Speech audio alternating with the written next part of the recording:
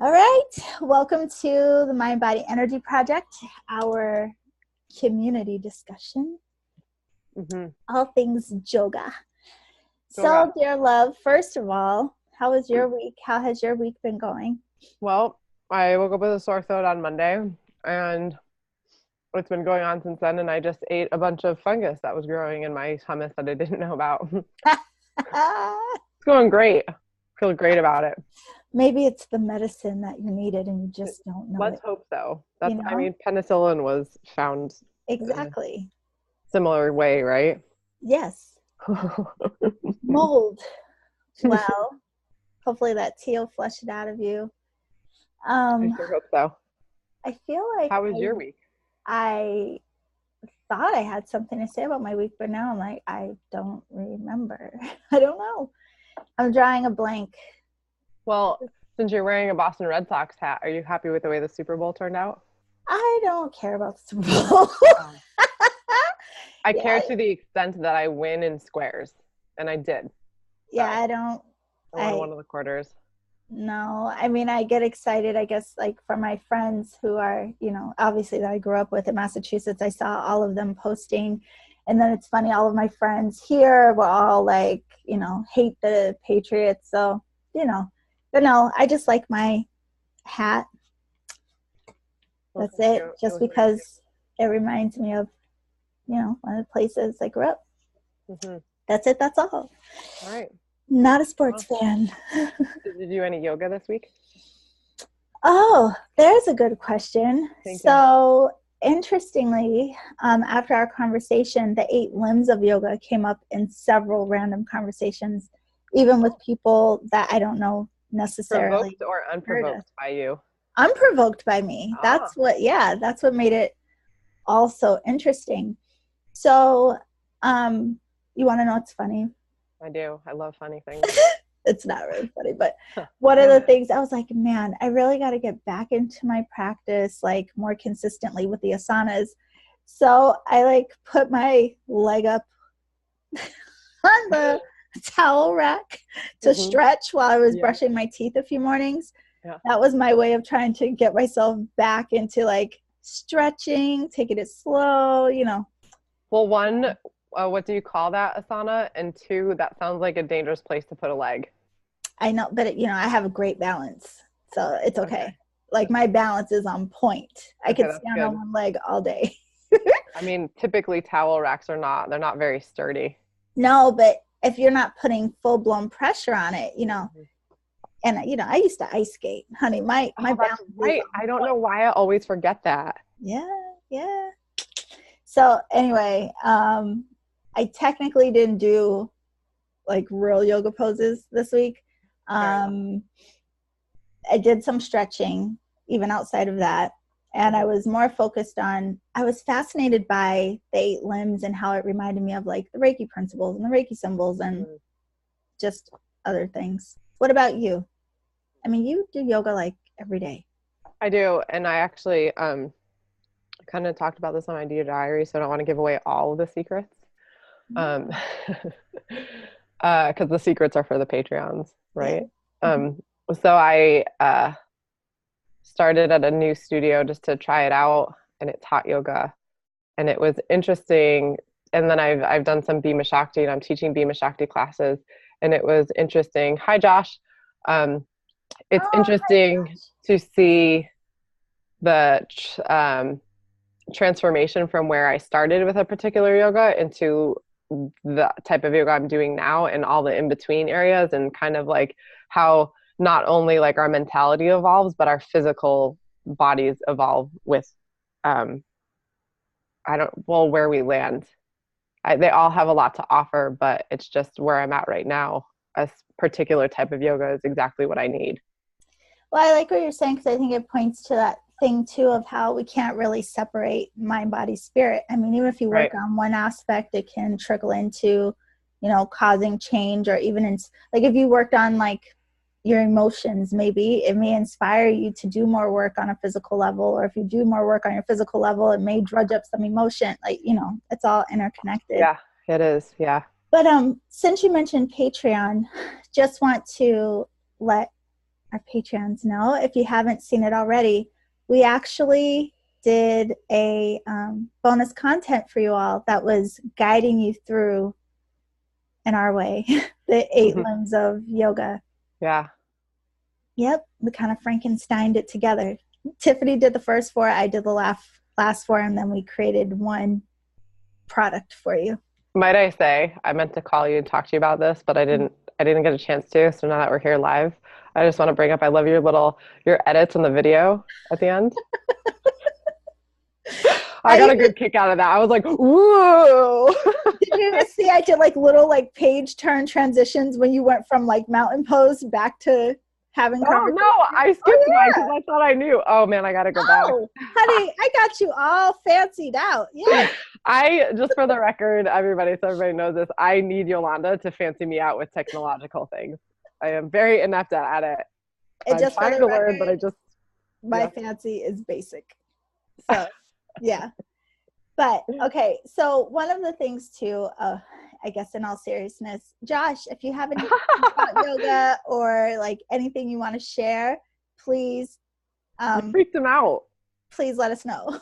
All the transitions on the video freaked you out? That's what I'm going to assume, unless our walk through the 8 limbs freaked me out. You want to know what was really freaky about it? When I did the meditation piece, because I went through the 4 last aspects of the 8 limbs, so it was like guided meditation. And when I was editing the video together, there was one part where it's like my eyes are like, yeah, and one's kind of open, right? Yes. I wonder if she knows that this is happening right now. No, I didn't know until after. Oh God! Re-record. So yeah, that was funny. That was funny. Yeah, and let's throw that out there too to our Patreons. We don't typically re-record, so like you're getting the raw deal of everything, and it's you get it all. Yeah. You see the real deal. Yeah. As raw as it can be. We're not filtering anything. He said yes, the transitions. Sorry about that. I told you my fancy is basic. So that was great. Yeah. So with the yoga, and the 8 limbs, I mean, one thing I wanted to ask you too, because you do yoga far more consistently than I guess anybody I really know, really. But you know, I always kind of joke with people about. Can you make me a certificate for that? Yeah, absolutely, I will. I want people to. I always tell people, you know, make sure your practice goes beyond the mat, whether it's yoga or your Reiki practice goes beyond the table or these types of things. So what for you, like, do you feel like what you learn in yoga or the principles of yoga do kind of show up or pop up in your just day-to-day life? Yes, I do. And to be clear, I studied them when I was doing my yoga teacher training and like memorized them and stuff. And I'm the type of person that when I learn something and I instill it in my brain, I have a tendency to just kind of follow that. I was raised Catholic and the 10 Commandments are like drilled into me. I'm still recovering from a lot of them, but that's a different subject. Sometimes to the point where I have to go back and examine these things that have been instilled in me and just make sure that I'm not overdoing it. Yeah. But yes, if I go back and study the 8 limbs and I think about how they're being applied to my life, I do see them being applied. And it's interesting because I had a conversation with one of my clients who I do Bhima Shakti yoga with. And I asked her, and she does yoga on her own at a different studio. And I asked her why she liked yoga and what she thought came of it for her. And she had mentioned all these things. And I said, are you aware that there's 8 limbs of yoga, not just what we do in the studio? And she said, no. So I told her all of them. And she was like, wow, I had no idea. But what I had noticed was that everything that she was telling me fell in line with the 8 limbs already. Like she was noticing these things that are all in the 8 limbs, but yeah, she was only aware of the asana practice and the postures. Yeah, that's why I'm really glad that was the conversation we had, because I think that's common, that most people think that's just what yoga is solely. Yeah. Cheryl said, will that be available when I come back as a Patreon? I need to see that. Yes, honey. Yeah. You don't delete anything. Everything it all stays up there. Mm-hmm. You know, just don't judge us too harshly. We try. Oh my goodness. Speaking of Yeah, which, I mean, we both look like we just woke up, but we're yeah, both at the end of very long days. So yeah, yeah. I told Yolanda as soon as we got on before we even started recording that I apologize for potentially bringing down our stock in this project because I'm always showing up like a ragamuffin because I've come from like training or yoga or not washing my hair for 3 days and whatever. but that's really why I love it. I have to say, one of the things I love about everyone who shows up is like everybody's so like fun and engaged. Like I feel like we literally are just like sitting in a living room somewhere, like all just chilling and hanging out, just Yeah. talking about some interesting Good things. old friends, not judging each Yeah. other, just being here. Yeah. Good. Yeah. We're planting that seed. Hmm. Like this is what we're hoping is So I have a happening. question for you. Yeah. When you learned about the 8 limbs of yoga, was it surprising to you based on what you had already known about yoga before you learned about the 8 limbs? Let me tell you something. I told you before I went to yoga teacher training, which was hatha yoga, my only experience with yoga was Bikram. So Right. imagine my only Yeah, same, same. frame of reference was, what was it, 26, 28 positions that you do. 26 two times. Yeah, you do them twice. Like that was it. I Yeah. didn't really know there was much more to. So all of it was shocking to my system, not just the Hmm. 8 limbs, how much emotional release people were having from the practices. Kundalini yoga almost killed me. We had to do that as part of our So practice. dramatic. Oh, seriously though, like we had to do like the Kundalini death practice. Is that what it's called? I'm not familiar with that Oh one. yeah. Oh yeah, we did that, and we did the kriyas and the chanting. And Yeah, listen, they took us through the ringer of yoga, and all that's of it good for you. mind blowing. Yeah, it was I like amazing. it. But we also did my favorite thing of it was the day of silence, where we had to have 24 hours even engaging in the world, like not speaking. And that was my first time ever having a day of silence. So Were you allowed to text people? no Or like write in a electronic. notepad if they were trying to talk to you? Like, I can't talk to you because I'm doing this day of silence. Yeah, no, literally. Okay, so it started the evening of one of our days, right? So it was kind of like, okay, silence starts now, and we're not going to talk until we come back to class tomorrow, sometime. So we leave the yoga studio supposed to be in silence. I get in the radio, I get in the car and turn on the radio, and I start singing, and I'm like, oh, shoot. So then I had to get food. I go to Whole Foods and I can't talk, right? So I go to the register, I have my food, and the checkout lady is just like clicking everything. And she's like, hey, how's your day going? Oh, blah, blah, blah. She didn't even notice that I didn't say anything to her. Like, didn't even notice. Interesting. Yeah. So That would then, have stressed me out a lot if somebody was engaging in conversation with me and I couldn't respond. it was fascinating to me though, because it Yeah, that is really showed fascinating. me how much we really aren't paying attention. And when we ask people how Hmm. their day is, are you really waiting for a real answer? Or are you just waiting for fine, okay, and keep going? I tell them So the truth and then they tend to be shocked all the time and they're like, I don't know how to handle that. yeah, you ask a question, and then when it's answered, you're like, why are they telling me all this? Because you asked. That's funny. It didn't really mean it. Yeah, so all of yoga, I guess I should say, was a surprise. Hmm.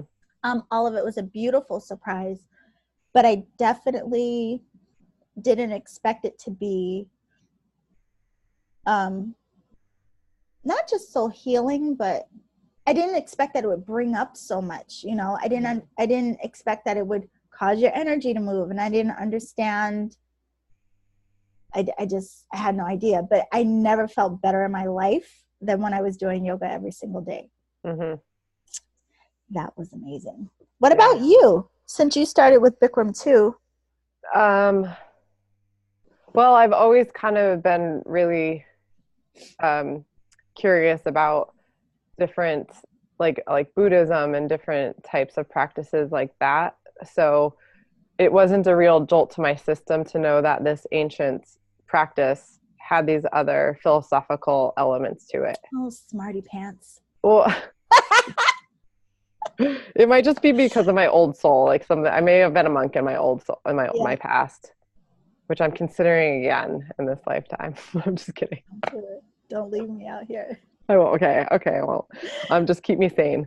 But when you're talking about the energy movement, I was thinking about this morning. I went to a Bhima Shakti yoga class at 6:30, and it was hard because I'm not feeling well, and waking up early was tough, and feeling kind of crappy was pretty awful. But um, just going through everything that we went through, like we use Kriyas in Bhima Shakti yoga. So going through all these different Kriyas and feeling how my body opened up and how that energy had room to flow, I felt different. So even though I'm fighting something and a little bit sick, like I could feel the energy moving, and like I felt better in some areas. And then even my teacher, he's amazing, and he got into Kapotasana. If you don't know what that is, it's you're kneeling and you go all the way back into a back bend, and you get onto your elbows, and then you grab your heels. So you're in a really, really acute back bend.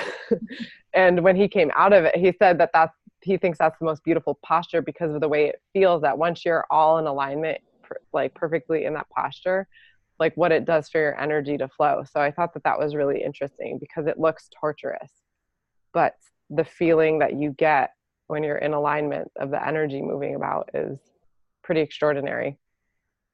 It's interesting when you say that. What it's reminding me of too is, I think, are you there? I'm here. Oh, you looked frozen, but I guess you're paying attention. Okay. Let me just keep this going on in the background so you know that it's not freezing. No, but our thing is doing the same thing as last week. Is your Facebook show we're still there? Yeah, I think so. We're still there? Mine is spinning. Okay, well, anyway, I will carry on then. What was really interesting for me about what you just said is it reminds me of, I've been thinking a lot about how, even with Reiki, right, we have a lot of ideas about the practice, and it has been westernized, obviously, in a lot of ways. I mean, even if you think back to Miss Takata, she left out some of the aspects of what it was so that it would be more accepted here. And then if you think of, information just being passed down again and again, like it kept changing. Like some things were left out, some things were added in. And so even now today, we have all of these variations of Reiki. And with yoga, it's the same thing. I mean, this is like a tradition or a practice that comes from another culture. And then once it's introduced here, it may have at some point been more taught in its original form or having understanding around it. But as time went on, it became more westernized. And now people are practicing in ways that are so far from what the original teachings were. But I will say what's interesting now, from when we first started in all of this, kind of fast forward to now, it does seem like there's this like resurrection of tradition, or where people are starting to become more curious about or more familiar with the origin of things and the foundation of things, and really starting to look beyond just our Western ways and wanting to understand the fullness of these practices. Yeah. Oh, I have so much to cover. So I think what you're speaking about is... Wait. Don't go. What? Wait, I just want to answer Josh really quick. He said, should an exercise program have the word death in it? Oh, I didn't see that. So one of the things in this realm, a lot of times when you hear people talk about death at all, it's like death as in transition or letting go. It's not about a physical death, but it could be like death of ego, death of old ways, death of whatever, like dying to an aspect of ourselves. So it can be kind of shocking and take a while to get used to that term being used outside of physical death. I'm trying to remember what we called our pranayama practice, because it had something to do with death also, because it was dying to that which you're accustomed to. Yeah, and even in, when I talk about my experience with Reiki, I often say I felt like I went through death cycles. Yeah. Okay, so what were you going to say? I'm sorry. So when you're talking about how there's a resurrection and we're kind of coming back around to this stuff, I think, one, we talk all the time about things evolve, and not only we as individuals are evolving, but we're evolving as individuals within the evolution of technology and environment and just all these things that are constantly changing. So there's a different need all of the time. And it's interesting because I've said this to people before, and I might get dogged for this, but I'm going to say it out loud. The people in the 60s had to go out and protest. Like they had actual protests because that was their only way of actually getting seen and heard on things. And now, like, I feel like now it's kind of a cool thing to do. Like, oh, I'm going to go march and do like a protest, when it's like, it's not that effective anymore because we've evolved to have these other things now that are, there's a different way that we have to approach things, So I think it's that idea of understanding what the need is based on the evolution that has happened. Like, we use history to learn from it and to apply it in a degree that makes sense, but we have to pay attention to what has evolved and see what the new need is. And at first, like with yoga, we needed it for the physical aspect of it to get healthy and to get stretched out, whatever. But once we got healthy, now it's like it's moved into a mind matter now, like with the overstimulation of everything we're doing now. Like now we've moved into a need for curing anxiety. Now it's not just us being obese. Now it's like we have anxiety on top of it. So what cures the anxiety? It's moving more into the principles versus just the actual physical execution. Yeah. There's a couple things that come up when you say that. One, it reminds me of, there's a podcast that I haven't recorded yet, but I plan to do, comparing or talking about old school versus new school, very specific to Reiki. And because I've studied with, Western lineages, as well as I've had teachers that are very traditional in the Eastern ways. So I've had exposure to both. And I think there's beauty in both, actually, because I think people who are so like rigid and uphold tradition, I think they're vital in some ways, because it's almost like they make sure the teachings never die. Like the foundations of all of these things, they keep it all alive, passing it down and keeping it like untainted. But then I think the people who do change the processes are just as valuable, kind of to your point, because even collectively, we're shifting and changing, we're evolving, our needs, our understanding is different. Mm-hmm. So I think there is like beauty in both, like those who really uphold the tradition and those who say, F this, we're going to evolve and, reach higher and go deeper and wider, especially to kind of go with where we are collectively. So I like both of them, but I totally see where you're going.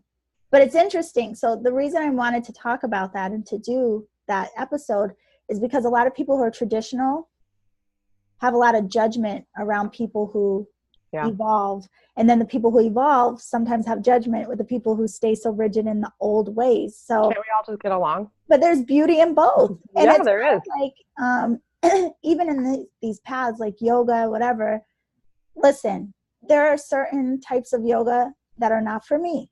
Now, do I think they should be wiped out? Heck no. It may be really beneficial for someone else. I think the beauty of modern times is that we do have so many options, and whatever works for you works for you. Yeah. But, Josh has a question that I want to get to after I speak about this one point before I forget it. And also, it's such a loaded question that I feel like we might spend the rest of the time on it. Loaded questions. So what I wanted to talk about, to the point of westernizing Eastern thought, I'm going to plug it again, and Bhima Shakti Yoga. It's kind of my baby right now, my passion. Will you just put a link to it? Because nobody even knows how to spell the thing. They can't even Google it. Just put a link in the comments. So the guy who created the system did it here in San Diego. He went to India, studied, and brought it back here to San Diego. Unfortunately, they both have passed away. So my teachers are the direct lineage to that teaching. So I've studied under them. But what has always been really interesting to me is that they've always said that they would refer to what the practice was when they went to India to study versus what it was here. So we do 3 sets of everything here, but in India, they did 9 sets. So they talk a lot about how this guy who brought it back to San Diego, what he learned in India, he had to shift it for the Western mind so that it was feasible for us to be able to do it. There's a lot of repetition, there's a lot of discipline, there's a lot of patience and growth that comes with it.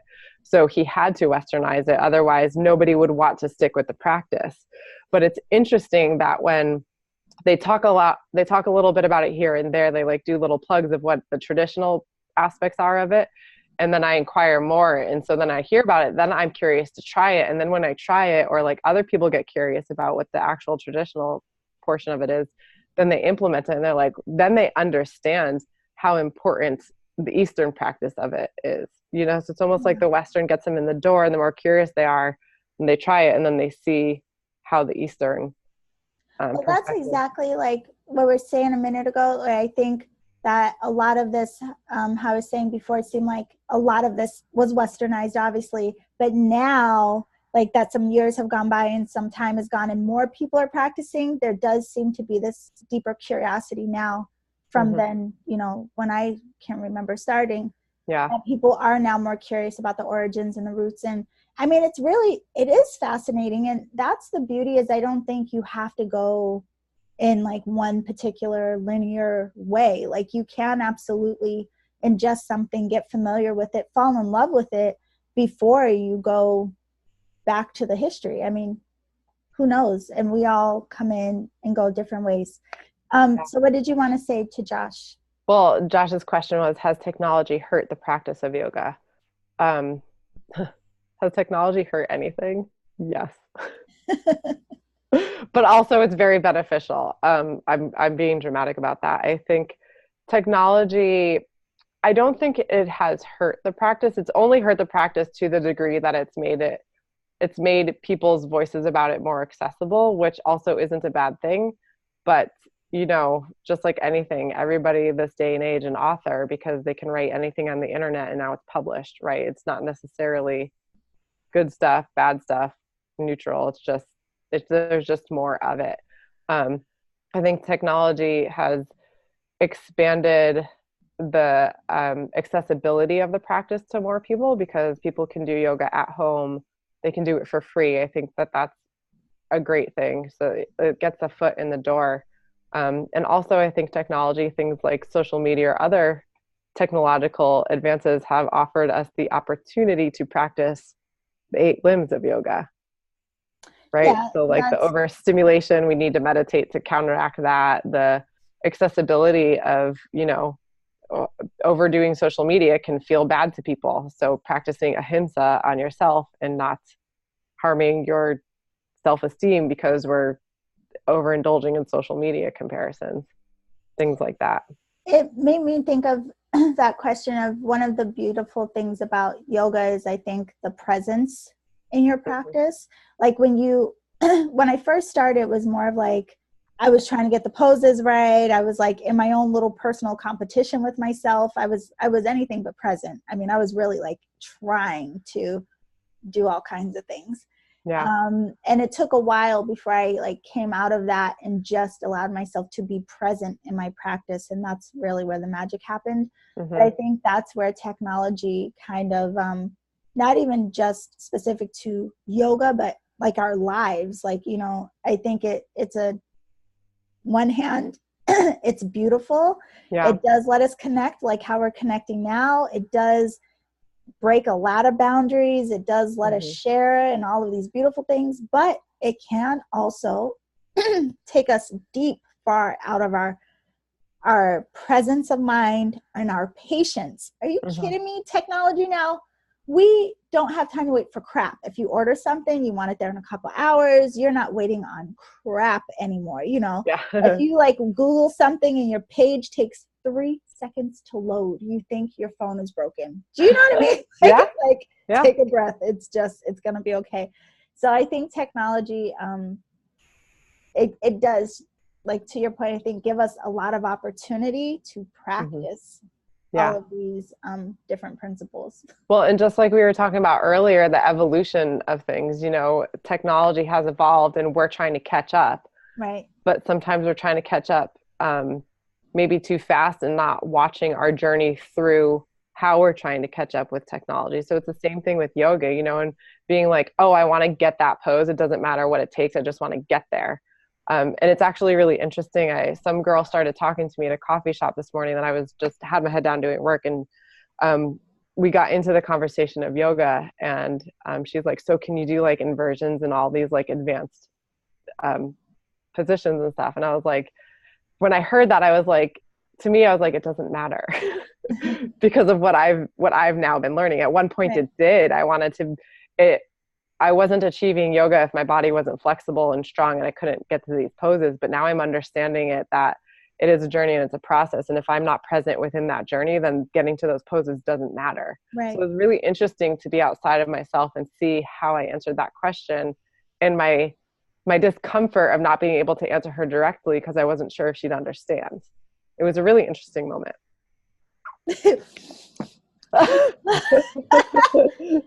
Yeah. Yeah. It's you just reminded me of, you know how like people always ask the question like, what advice would you give your teenage self, you Oh, know? it's such a dumb question. No, It's no, not. it's It's not. not. It just overwhelms me when I hear it. And I'm like, I don't know. I don't know. Oh my God. But it makes me, you just made me think of that, like, Move oh, to like, Europe? I don't know. no, but I think that's a good thing to acknowledge. Like, if you think back to where you were in your practice, like 5 years ago, 10 years ago, I think it also gives us that clear understanding of what an unfolding this is. Because sometimes in the work that we're doing, we feel like things aren't moving quick enough. We feel like, have I learned anything? Am I waking up? Am I spirit? Like, you know, we Yeah. can judge ourselves and we question all kinds of crap. But when we do allow ourselves to be reflective, I think that's where we see those subtleties of how we actually have changed and how our points of views have evolved along the way. Mm-hmm. Amen. All of my technology is crap tonight. Oh, are you there? Yes, I can see Yeah, your I'm eyeballs here. moving. It's funny because every time you smile, you freeze. Like you just, It's just that I hold really big, stupid smiles for a long time. yeah, like Tiffy, are you? Uh, yeah, it's still live. Should I get a metronome to sit behind me just so that you know that Yes, we're. no, because I hate the sound. If you can make it a mute one. Josh, did that answer your question at all? Please let Or us did it know. did it make it a little bit more murky? Yeah. And anybody watching, I mean, do you all practice yoga? Is there a type of yoga you like, or is there yoga that you can't stand? Yeah. Or do you have questions about how to get into yoga? Yeah, I always love the stories of what get us there. I mean, mine was, you know, I told you I was just like, I just wanted peace and to release stress because I was in coming out of a relationship. Mm-hmm. So it was like, woo, it was great, sweating it all out and working on my poses. Yeah. Yeah, I just it was wanted to great. stretch, which What's is the the exact other way you thing. call it? One day, actually, the next time we see each other, and we should videotape this because I'll probably fall down. But standing bow pose Oh yeah. was my favorite pose. Do you Uh-huh. understand? Like, favorite pose. I thought I had that thing down. Like, I was like, this is my pose. I love it. It feels good. And I go in it like, no problem. Mm-mm. No, no. When I went to yoga teacher training, the teacher was like, are you a dancer? And I was like, what? And she's like, your hip, because my hips are open Oh instead yeah. of, you Yeah. know, like square down facing the floor. I was like, oh no, I used to ice skate. And she's like, that's why. So I cannot do standing bow with my hips square Wow. facing the ground. So you thought it was like so glorious, and then you found out you Yes. were doing it wrong. Yeah, yeah, yeah. Uh-huh. Oh, the crushing reality of I yoga. know. I know. And then and when I and try to do being it the crushed right way, by oh, what you thought you understood of your body, and then somebody's like, oh no honey, you got it all wrong, yeah, and then having exactly. to feel what now is right in your body or aligned in your body, and it's completely different. It's a 180 from what you thought it was. Well, the good thing is, I mean, the correct way is much harder for me because I don't have that same flexibility with my hips square. Yeah, well, But you were it's conditioned also, differently. Yeah, but it challenged me so much to get out of that my ego about it, because like Yeah. I loved that pose because I thought I did it well, and then when I found out I was doing it wrong, I was like, oh, you know. So it really helped me still Yeah. stay in the practice of the correct way, with being okay with Yeah. you don't have to be able to kick your leg up over your head perfectly. Yeah. It's very Um, humbling because every day is different with our own physical bodies. And depending on what you did the day before, weeks before, I mean, we condition the body, but you could have like achieved something great one day and the next day it's completely different. So being okay with that, it's hard. totally hard. So we have two comments. Well, Mhm. one question and a comment. Josh said, "What is a good beginner yoga practice?" Well, let's read Cheryl's. Because of my hip issues, I do restorative and yin. Often it's more of a meditative practice for me. I read it because I think yin and restorative are actually really good beginner classes. You think yin is a good beginner class? No? Honey, look, well, then this, I think our points of view are good to say. It's all perspective and what you like. Well, that was the first thought that came to mind when I saw Josh's question. But It's yin, again, it's another hard thing to answer. I because would say look for any intro classes. I Typically, think restorative is really good, and gentle yeah, yoga is really good to yeah, start. But yin can be difficult if you're not used to being in those positions and you're just kind of like yeah. hanging out in them. That can be really hard. It can be, but there's always like modifications and like ways to ease into it. I like yin because it's yeah, I think it's more mentally hard than physically. And I know I've been doing yoga for a long time and everybody thinks that I'm very flexible, but even if I look flexible, it does not feel good in my body. Even my mom, when I was home for Christmas, she's like, I don't know how you do that, what you do, because it's not in our DNA. And I'm like, I know, right? So just for the record there. Okay, so you recommend yin and restorative and what else? Anything that says intro, because they're all Mm-hmm. so different. I mean, even Kundalini can be He challenging. said I have the flexibility of a rock. So Gentle yoga. Do gentle yoga, Josh. yeah. Yeah, gentle is a good way to start. And then Yeah. like And for restorative. like I personally, some people hate Bikram, like can't stand it.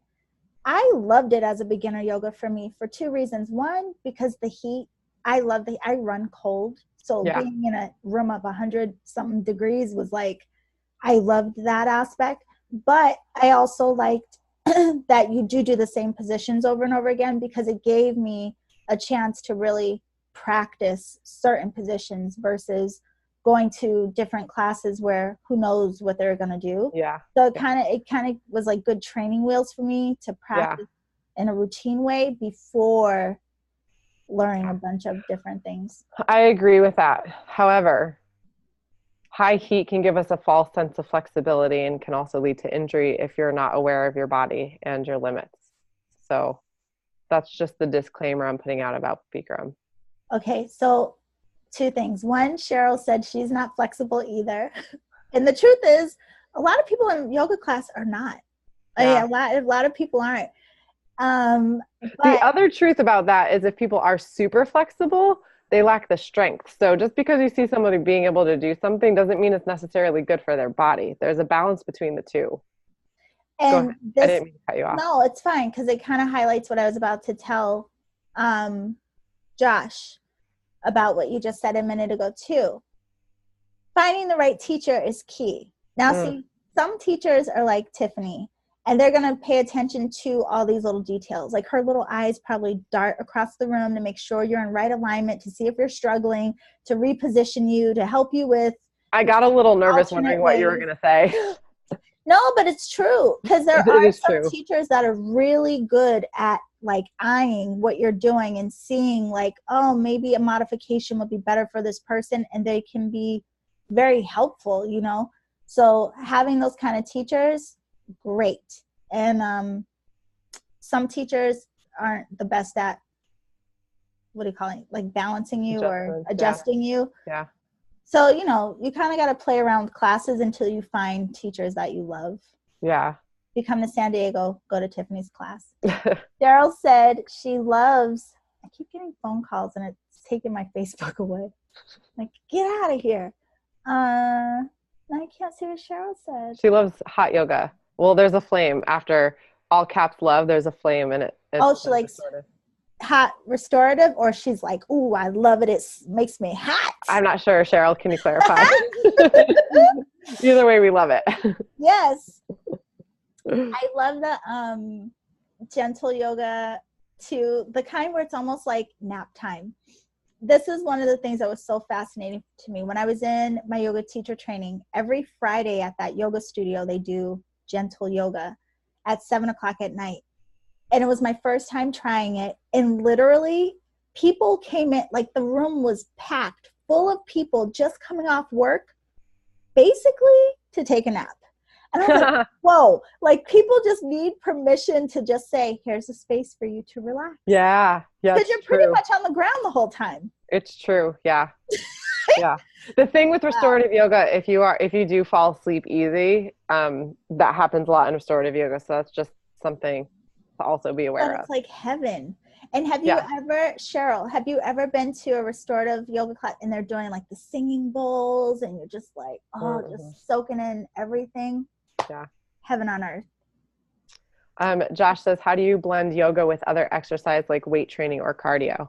So, I believe that yoga is a great complement to those two things, that cardio is a complement to yoga and strength training, and weight training is a complement to cardio and yoga.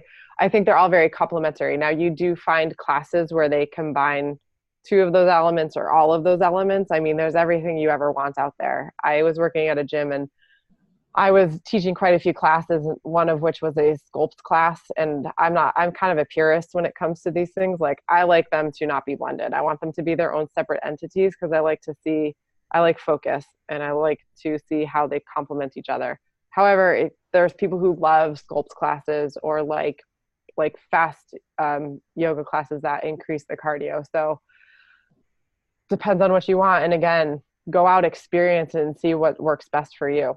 Well, that reminds me of how like a lot of football players will like do yoga for flexibility. Or ballet. Yeah, or ballet. Yeah, so that they are having that balance of flexibility along with weight training, but again, probably doing it as very separate Yeah. practices or separate trainings. Um, Even when I did belly dancing, two of my different belly dancing teachers were very, very and the word just left my mind, but they encouraged us to take yoga classes as well to Hmm. help us with the art of belly dance. So, and it wasn't just the flexibility, but it was um, the isolation and the core work and the balancing aspects that. Yeah, it's getting into your body in a different way. And I think it's good to be able to do that from different angles so you really understand it. Okay, so Cheryl said, if I'm in a studio, I prefer hot. She got the flame again. Good. It's just like everything just comes out of your pores. Yeah. She said, but I do home practice as well. I think she does that hot too because she got another flame. She also said, no, but it's high on my list. I think the singing bowls. We are limited here in my neck of the woods. Mm. And she also says, Joshua, I have a friend who is a bodybuilder and does yoga on a rest day. Yeah. That's pretty cool. Hmm. That Highly reminds advise me of that. Kesley. She was on Reiki Radio before, but her business is called Iron Gypsy, and she used to do professional what do you call those, like fitness competitions? Yeah. But she also does yoga practice as well, and she actually will teach that in yoga studios. I don't know, but yeah, so a lot of people do blend.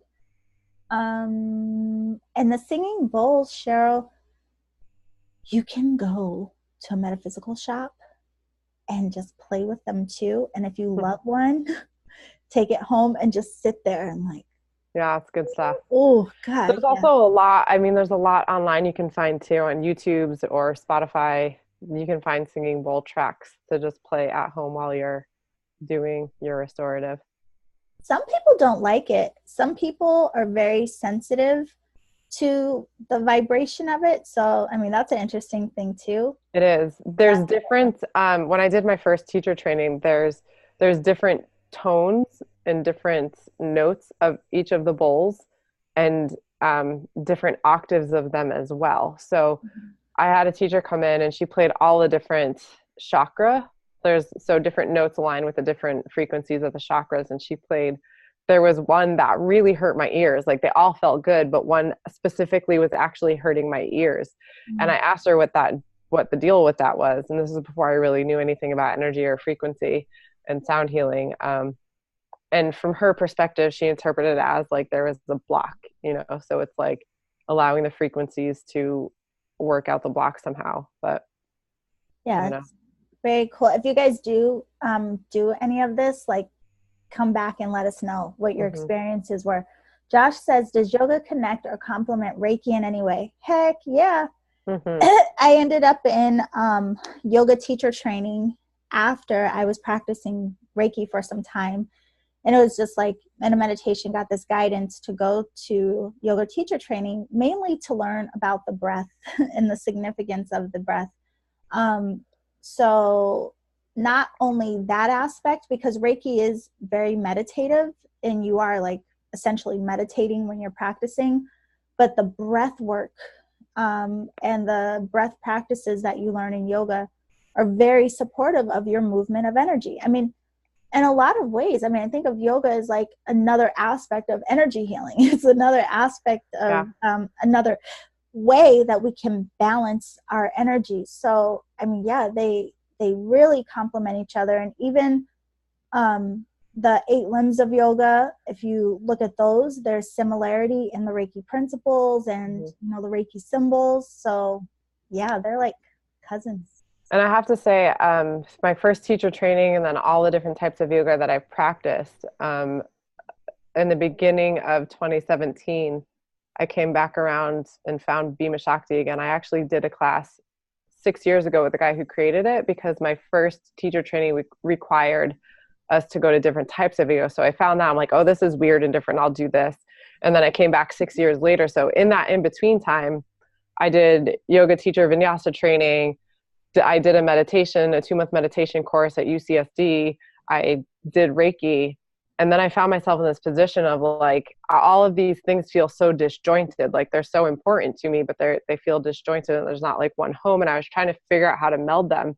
And when I started practicing Bhima Shakti, I had found it. I'm like, oh my God, this is where all of this stuff has been, like, it's filtered into this one place. And it had a lot to do with at least what I was experiencing through that particular practice and what they taught and kind of their philosophy, that all of those things kind of rolled up into it. And specifically Reiki, especially the energy work.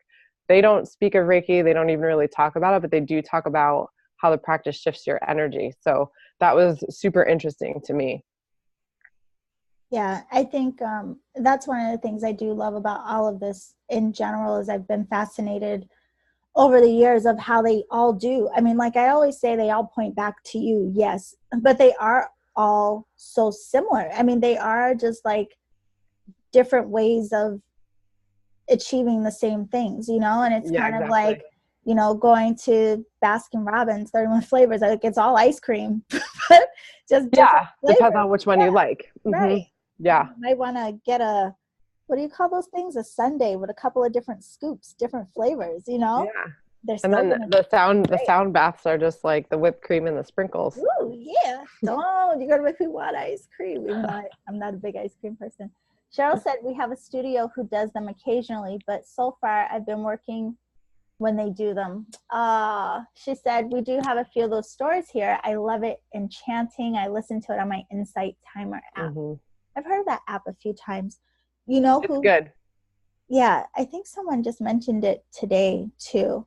But yeah, I mean, there's something so amazing about sound and the frequency. I mean, like, of course, that's going to tie into energy work. It's all frequency. Right. And like the sound of the bowls or the sound of like gongs, even drumming, like, shamans do the drumming and the rattles or even just the sound and the vibration of our breath. Like when you inhale, there's a vibration moving through your body. And then when you can hear it too. But have you ever, some people, like the certain times, not every time, but sometimes when I go to the singing bowls, if you just let yourself go, and depending on, again, the different bowls and the notes of the bowl, like you'll feel like you left your body, like Oh, yeah. gone Yeah. to I Mars. went to, not this Christmas, but the one before, I think it was the one before, when I went home to the East Coast. My mom was super stoked on this salt cave that had come up. She's like, oh, I really want to go. And I'm like, yes, let's go.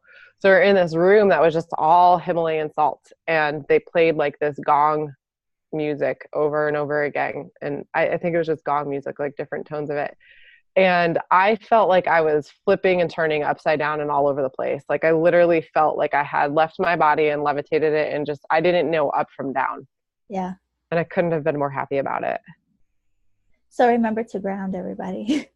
And after you do this work, and it reminds me of too how we spoke about last week, yoga, the asanas are preparing you to sit in meditation. Mm-hmm. So even if you do a yoga class and you do corpse pose at the end, but you can still like take some time for yourself to make sure you're back in body. If you go to singing bowls, definitely make sure you're back grounded before you get up and go, because you might feel like really woozy and out there. Yeah. So no matter what you do, whatever you practice, make sure you ground, rub your feet on the ground. I'm glad that you said corpse pose, because it brings it up again. Like this whole practice is about literally dying to what you think is yourself and your ego.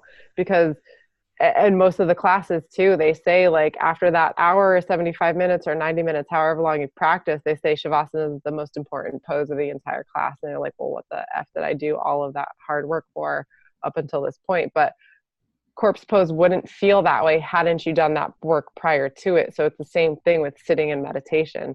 Your meditation and your body isn't going to feel the way it should in meditation unless you do all these other things leading up to it. Yeah. But yes, it's dying to that which you think is yourself. And listen, corpse pose is like heaven at the end of some classes. Oh, You're sure just like, yes. And you get that right adjustment where they like push your shoulders down and move your neck. Yes. I had a friend call me last night after her class. She moved to Utah and she's like, I went to class, and she's like, I was just dreaming of that adjustment. I'm like, oh, it's the best. It's the best. So I've gone into the dark. I apologize. My light is dimming. My external light, not my internal light. Oh. So Josh said, what are your thoughts on yoga versus Tai Chi? Ooh. Tai Chi, I think, is very interesting. My partner actually practices Tai Chi and went to China to study Tai Chi, and it's a whole situation. A lot of people say that they are very different, but I think, again, it's one of those things like another flavor of ice cream, like, because it still involves very much being present in body. It's still very much connected to movement of energy, your chi. It is very connected to, physical mindful movements. I mean, and it also has principles connected with it. So, I don't have too much experience with it. I have been interested in it. I haven't found a great resource for myself or the time to do it. Is that the one with like the teacup? Like not spilling the teacup and like moving your hand all around? No? Listen, I don't know the names of these things, okay? I've done some of them. I haven't really done it, but I think it's a great idea to try, and I would like to try it as well. And I see people doing it in parks and it looks so peaceful, and I kind of want to be like them, but I feel like I'm not calm enough yet for it. Maybe. I don't want to disrupt their peace. Be like, I don't get it. Can you help me? Can you do an adjustment on my Tai Chi? I can't. But it would be the same if you went into it thinking like, in yoga class, like you're supposed to be in your own practice. Like, don't worry about anyone else in the room. Find your drishti and be in your practice, okay? I did take a karate class one time, and I still had that same panic. Like, I couldn't get the footwork down, and I was this tall white girl amongst like all these other people who had been practicing for so long, and I'm like, I don't belong here. Just kick me out already. Just telling you about my experience. Oh my gosh. You are hilarious. So is that something that you're thinking of practicing as well, Josh? I think, if I'm not mistaken, I'm almost certain that, because how I was saying they're similar in that they also have principles. Like, say, for example, how we're saying people usually only associate yoga with asanas or the postures, and they didn't know about the Eightfold Path or like the other principles or other philosophies behind it. The same with Tai Chi. I mean, because a lot of people who practice that also study Taoism. Yeah. And probably read that, what is that book? The Book of the Tao, or the Dao, Way of the Tai, Ching. Tao. Yeah, the I Ching something. I'm Dao, Tai, Ching. completely, ooh, he would be so disappointed in me. But Sorry, I had to adjust my seat closer to the light, so I felt like I was we fading can away in see the darkness. you. Yeah, but anyway, so they're all of these Eastern practices, really, I mean, I don't think that there are any of them, even if we may just be familiar with the physical aspects of them, I don't think any of them are void of some type of principles and philosophies that accompany the movements, and that the movements have deeper meaning than just moving. You know what I mean? Yeah. So So Cheryl says, I'm curious about the practice of the yoga instructor actually touching the students. I love this. I don't know if there are ones that they learn from this for this purpose, or is it completely random? I love it. It's usually neck and shoulders. I've only experienced it twice. I would, I wish I would, I wish more would do it. Sorry. It's been a I don't really even long have the day. comment. I'm like, are you making this up? No, I don't even see it. I'm not that good. Um, Imagine Cheryl like comes up behind. She's like, I didn't say I did that. not say that.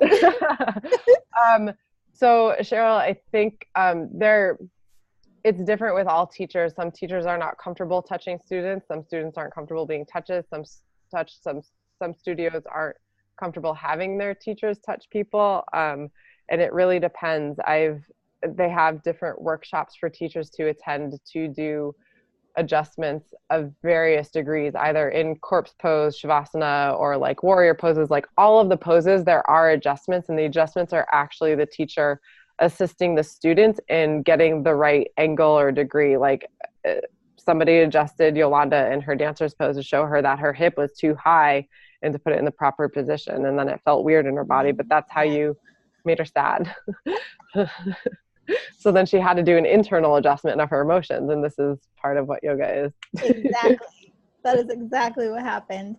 And when I did my yoga teacher training, it was because I did 200-hour, and it was like, if you're just doing 200-hour, don't even think about adjusting anybody, basically. It was like, people who did more advanced training, that was just their personal way of viewing it. So yeah. And my 200-hour, they walked us through it, and we had like a workshop particular to it. But what we found is that people came out of that workshop not feeling comfortable to do it. So yeah, then they don't. We did that too. They walked us through it, but they were saying like, they don't recommend, especially if you're like only have the 200-hour, or you're like a newer teacher, Mm-hmm. And like there are just certain people who it's their thing. Like they're just really good at it. They have the eye for it. They understand and they get mechanics. in there. Yeah, and they really get in there in a way that's like gentle enough but effective. Right. Yeah. And you have and then there's people who've been in the news for doing adjustments that were very extremely inappropriate, but those are called cult leaders, and we don't get involved in that. Oh, well, back to my advice like 20 minutes ago, find the right teacher. Yes. Find a teacher you love, find the studio you love, and explore, because there are so many different types of ice cream. Yep. You never know until you taste them. That's right. My thing doesn't work. Did anybody say anything else? Cheryl is saying that the adjustment was like a mini massage. I have had a teacher help with adjustments of positions. Yeah. I think sometimes what I've experienced in down dog or child's pose, and definitely shavasana, some teachers really get into like kind of like a mini massage to help the body relax and sort of like really feel the effects of what's going on. But yeah, it's very subjective to different teachers, and a lot of yoga teachers are massage therapists, so they understand body mechanics. Some yoga teachers are lawyers, and that's not their thing. They're just showing up to give a class here and there, so it really depends. You just reminded me of it, and we have to go because we've been here for an hour, but one of the things that I loved about getting deeper into a pose was just on the breath. When I had that experience of realizing, how like you like inhale and kind of stretch, elongate, and then you exhale and go deeper in. It Mm-hmm. was amazing how that works. Yeah. That was Yeah. like one of my favorite parts of, Yeah. And with a good teacher, they actually a good teacher who can articulate cues properly. Mhm. They don't even need to physically adjust you. You could Right. actually do the adjustments on yourself and Yep. really feel it. Guide you on your breath and you will go deeper into, yeah, Yeah. amazing. Mm-hmm. Okay, so that is it for this evening. We are so glad you guys were here. We always love when you show up and participate. We love the questions. Mm-hmm. We hope you enjoy the content. My Dear Diary will be up tonight. I'm sad that our discussion on yoga is over. So Oh, we need somebody to give us a really good topic to talk about next week. yeah. What do you guys want to talk about next week? Yeah. So you know that Put it in the comments. Send us an email. yes. Well, put it in the comments because we'll both see it quicker. Yeah. Tiffany, Technologically challenged. Yeah. And I'm all over the place all the time. I don't even check my own personal email. I know. It's So if so you guys bad. have something you want us to talk about, please let us know as soon as possible, because that one will be pre-recorded, and then we'll see you live 2 weeks from today. Yeah. So Namaste, Cheryl. Namaste, Josh. namaste. Namaste, anybody else who's been here watching, hiding in the shadows. We love you. We still love you, and thank you Yeah. so much for being here. Yeah. Thank you. Bye. Good night, everybody.